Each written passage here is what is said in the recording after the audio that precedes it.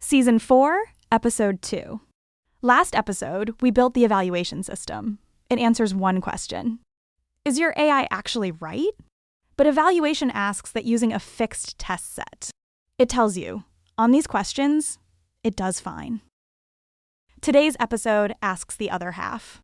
Once it's live, facing real traffic that changes every single day, what is it actually doing? Is it still holding up? And when does it quietly stop holding up? That's observability. If you've written a normal backend, you already know this drill. A trace shows which services one request passed through, metrics watch throughput and latency, and logs keep the scene. But an AI system has one extra, deadly wrinkle. It can quietly get worse while not a single one of your alerts goes off. Why? Because a confident wrong answer, in the eyes of your monitoring, is a beautiful 200 okay. So this episode, we build the observability stack for an AI system. And you'll find it's still the monitoring you already know, except in one spot it grows a brand new probe. Let's take it apart. An AI observability system is just 4 parts. 1, the trace, which steps a single call actually passed through and where the time went. 2, cost attribution, who the money is actually being spent on. 3, quality drift, whether the answers are good and whether they've quietly gotten worse. 4, sampling plus structured logging, what you should actually store. Of these 4, the first 2, trace and cost, are old crafts you already knew from normal systems, except this time the pipeline is an LLM pipeline, and the thing you're counting is tokens. The only genuinely new one is the third, quality drift. Because only AI's output is open-ended and non-deterministic, so you can't judge good or bad with a status code. 4 demos, one at a time. The first one, and the star, distributed tracing. A RAG or agent request doesn't happen in one step, it runs through a pipeline. First, it turns the question into a vector, then retrieves, then reranks, then feeds the LLM, and maybe calls a tool. If you only measure one total time at the very outside, what you get is a black box. Sometimes it's slow, and where it's slow, you have no idea. I ran it over 2,000 requests, looking only at the total. Median, 850-odd milliseconds. The 95th percentile shoots up past 1,200 milliseconds. With just that one number, your first reaction is definitely. It's got to be the LLM, it's the most expensive, the biggest number, right? But if you actually trust that instinct, you fix the wrong thing. Add a span to every step and break it open, and the story completely changes. At the median, the LLM really is 90%, the biggest chunk. But the tail, the slowest 5%, the part users feel most. The LLM only contributes 7% of the tail. What actually holds up the tail is rerank. It's normally just 30 milliseconds, but in the tail it spikes to over 300, taking 65% of the tail. Add the tool retrying now and then, and that's another 28%. Together, rerank plus tool are 93% of the tail, while the LLM, the culprit you assumed, barely moved. You see the counterintuitive part here? The stage that dominates the median and the stage that props up the tail are not the same stage at all. The average hides where. The span tree gives the tail an address. This isn't some AI magic. This is the distributed tracing from Season 1, except the spans are now each step of the LLM pipeline. Without it, you'd spend a week optimizing the LLM while the tail doesn't budge an inch. Second part, cost attribution.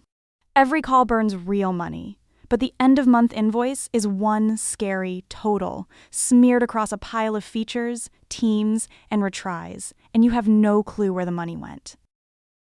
The fix is simple, too. Record every request's tokens, broken out by dimension. Which feature, whether it went to the system prompt or the context or the output, first try or retry. I ran it over 20,000 requests across 4 features. The result is really counterintuitive. There's a feature called RAG search that's only 25% of the calls but eats 59% of the spend. Because every time it stuffs a big pile of retrieved passages into the context, and every call is long and expensive. The chat feature has the most calls, 45%, yet only spends 13%.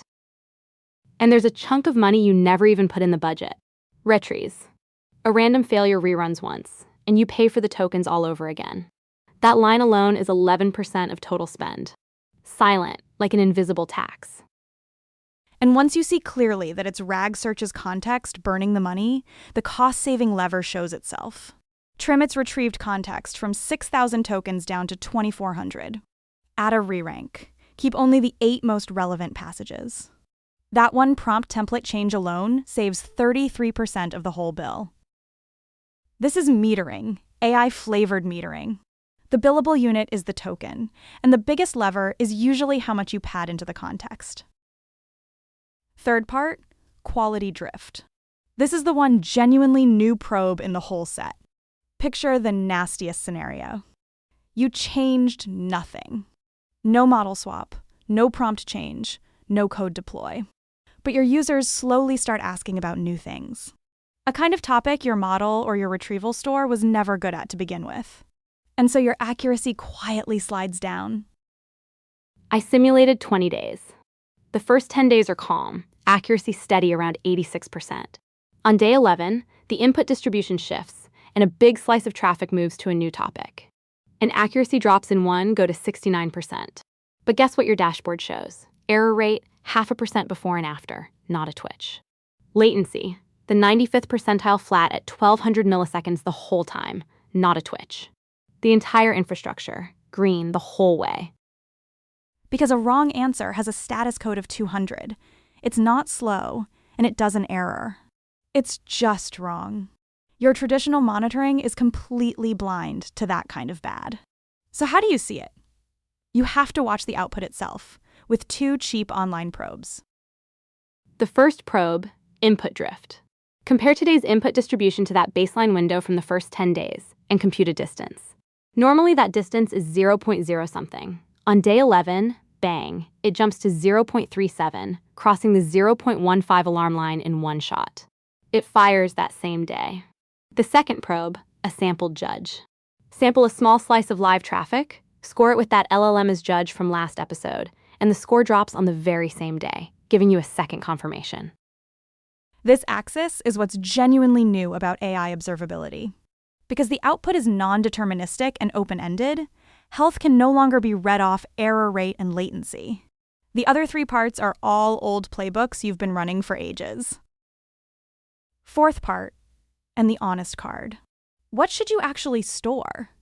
The most naive approach is to log every call's full prompt and full response, word for word, all of it. Doing that has 2 big problems. 1, it's expensive. Raw text is big, and there's a lot of it. 2, it's a privacy bomb. You're basically piling every sentence every user ever said, IDs and phone numbers included, into your logs. The old way predates LLMs by a lot. 2 moves. 1, store structured fields for every request. Numbers and hashes, not raw text. Token count, latency, cost, the prompt's hash, judge score.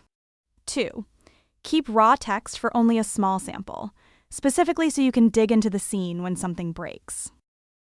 I ran the numbers on 1 million requests in a day. Store all the raw text. 4 gigs a day and full of private data. Switch to structured, store only fields per record. A day shrinks to a sliver of a gig, while under 1, 50 times smaller, and there's not a single line of raw text in it, only hashes. Then keep redacted raw text for 1% of the traffic for debugging, another small piece. So here's the question.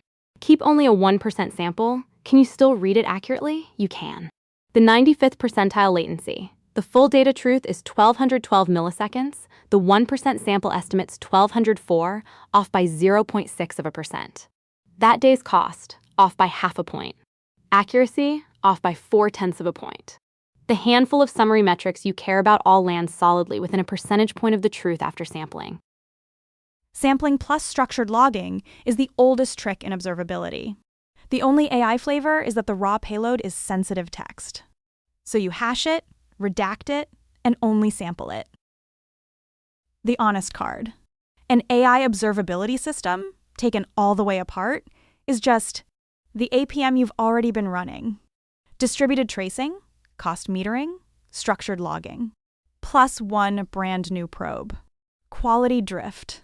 Of the 4 parts, 3 are old, just with the spans swapped for the LLM pipeline and the billing unit swapped for tokens. Only quality drift is truly new, and it's new only because the output is open-ended and non-deterministic, so health can't be read off a status code anymore. Put this episode and the last one together. Evaluation tells you that on a fixed test set, your system is right. Observability tells you whether, against real traffic that changes every day, it's still right. And it wakes you up the day it starts going wrong. Evaluation is the factory inspection.